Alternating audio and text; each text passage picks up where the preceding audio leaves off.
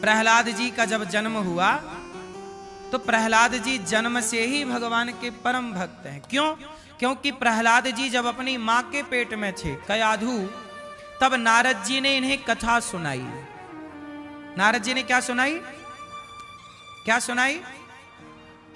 कथा। और जब नारद जी ने कथा सुनाई तो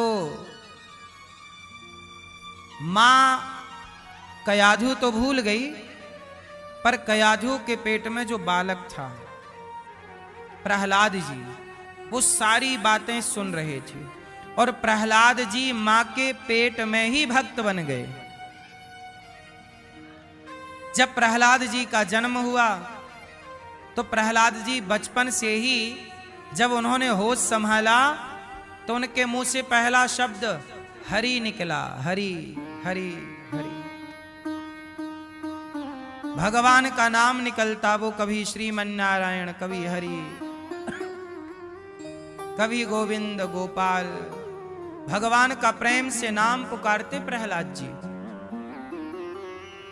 जब नाम जपते प्रहलाद जी भगवान का, तो प्रहलाद जी को एक दिन हिरण्यकश्यपु, बच्चा था ना प्रहलाद जी, तो हिरण्यकश्यपु गोद में खिलाया। तो जब खिलाया तो वो जप रहे हरि हरि श्री हरि श्री हरि श्री हरि। तो प्रहलाद को देखकर हिरण्यकश्यपु चौंका कि ये तो मेरे दुश्मन का नाम ले रहा है।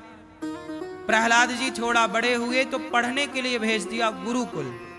प्रहलाद जी उस गुरुकुल में सारे बच्चों को बताएं कि भैया तुम भगवान का भजन करने पैदा भये हो, और सबको ऐसी ऐसी कथा बातें बता बता के सारे विद्यार्थियों को भगवान का भक्त बना देते प्रहलाद जी।